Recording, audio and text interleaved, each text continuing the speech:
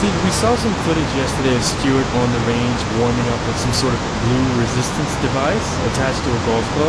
Could you tell us a bit about that and any other training aids the guys are using this week?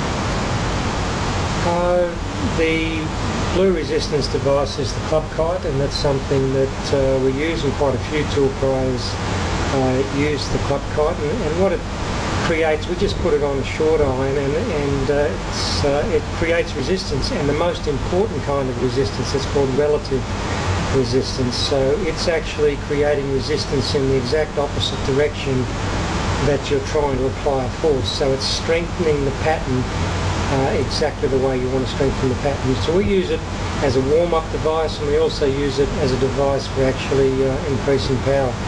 KJ uses one every day, and so does Stuart. Now, we saw some recurring short game situations in the coverage today in certain spots on the golf course. For instance, short and right on number 11 and long and right on 15. Now, players seem to have a choice between flying it on the green with spin or taking the low route. What sort of shot do you prefer in those situations? Well, it depends on the player and their confidence level with the particular shot.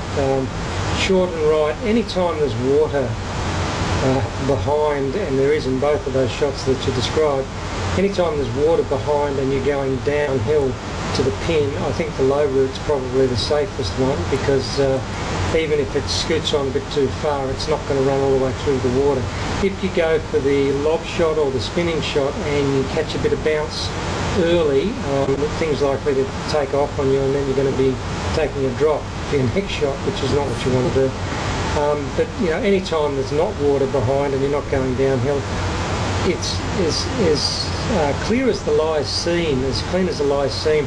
It's quite sticky, the ryegrass around the green, so it tends to grab the ball. So I think whenever you've got a good enough lie, you want to be trying to fly it to the green, because that way you can control the spin. Steve, were you surprised at all by the low scoring out there today, and do you expect that to change over the next 3 days?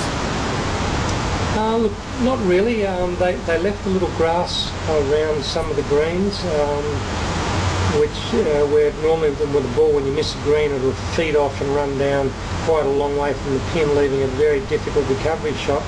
And there was quite a few of the greens today where the ball was running off and stopping halfway down the bank, which actually was leaving quite simple chip shots back. Particularly number 15, they've left a bit of grass in the front of that.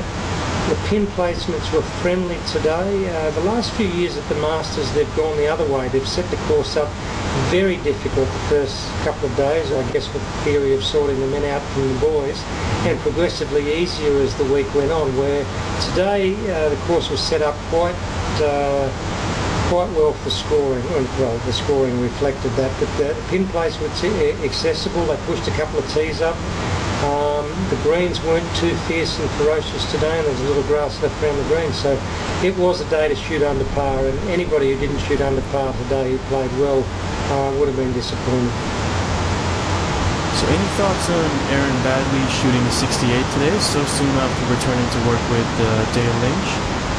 Oh, look, I just think it's fantastic. I mean, I've been watching Aaron struggle for quite some time, for probably a year now. He's such an artistic, talented player, and to see him in the tangle that he's been in on the range and trying to play golf, you know, it was time to go back to Dale, and they've made some great progress in the last few weeks. And I was watching Aaron at Bay Hill on the range, and he was hitting high draws and fades and having a ball. He was hitting all the shots again and playing like an artist rather than an engineer, and that's just not him. So look, he got some value out of the stack and tilt stuff. It gave him a system, it gave him something to follow and stick to, but now it's time to go back and play golf, and you know, to shoot 68 so soon after working with Dale is just fantastic. I think everyone's just going to be thrilled for Aaron, and you know, Australian golf will be a bit better for it.